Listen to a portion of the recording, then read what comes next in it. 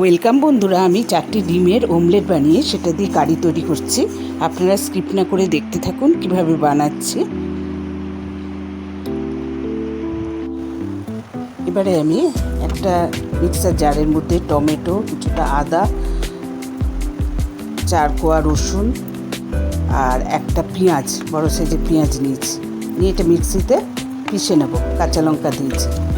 আর এখানে নুন, হলুদ, পেঁয়াজ, 4টে ডিম নিয়ে সেটা আমি মিক্স করে নিচ্ছি, মিশিয়ে নিচ্ছি। তার মধ্যে 2টো কাঁচা লঙ্কা কুচি আর সামান্য দুধ দিয়ে দিলাম। এটা অমলেট আমি তৈরি করব, করে এটা দিয়ে কারি তৈরি হবে। এবারে কড়াইটা তেল দিলাম, সর্ষের তেল দিলাম সামান্য, সেটা গরম হচ্ছে।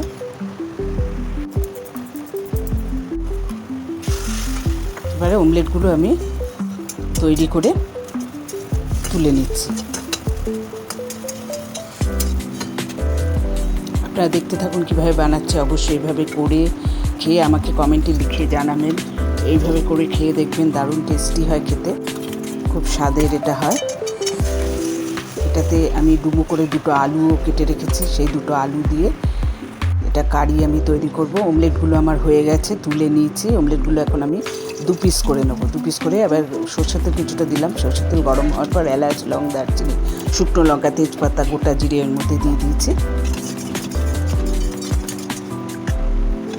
দিয়ে একটু 2-3 সেকেন্ড নেড়ে যে আলু কেটে রেখেছিলাম, 2টো আলু, সেটা দিয়ে দিলাম।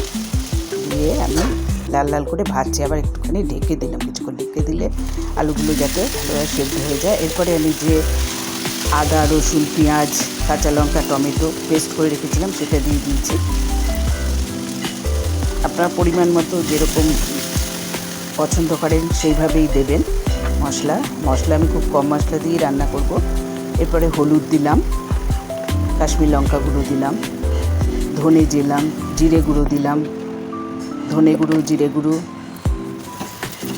আর পরিমাণ মতো লবণ দিয়েছি। দিয়ে আমি খুব কষিয়ে রান্না করছি। সামান্য জল দিয়ে দিলাম যাতে মশলাটা পুড়ে না যায়। জল দিয়ে আমি এবার ঢেকে দিয়েছিলাম। এবার ঢাকনাটা খুলে নিয়েছি। দেখুন মশলা কি সুন্দর মিশে গেছে সব একসঙ্গে। আলুটা অনেকটা সেদ্ধ হয়ে গেছে। এবার আমি পরিমাণ মতো জল দিয়ে এটা তৈরি করে নিচ্ছি। বন্ধুরা, অবশ্যই আপনারা এটা সাবস্ক্রাইব করবেন, বেল আইকনে ক্লিক করবেন, তাহলে নতুন নতুন রান্নার নোটিফিকেশন আপনাদের কাছে পৌঁছে যাবে। লাইক, শেয়ার করবেন। এবারে আমি জল দিয়ে 10 মিনিটের মতো মিডিয়াম ফ্লেমে ঢেকে রেখেছিলাম। ঢাকনা খুলে নিয়েছি। আলুগুলো আমার সেদ্ধ হয়ে গেছে, অনেকক্ষণই আলু সেদ্ধ হয়েছে। এরপরে এর মধ্যে আমি যে ডিমের অমলেট করেছিলাম সেটা 2 পিস করে 2 ভাগ করে আমি দিয়ে দিয়েছি। দিয়ে এর মধ্যে গরম মশলা দিয়ে দিলাম।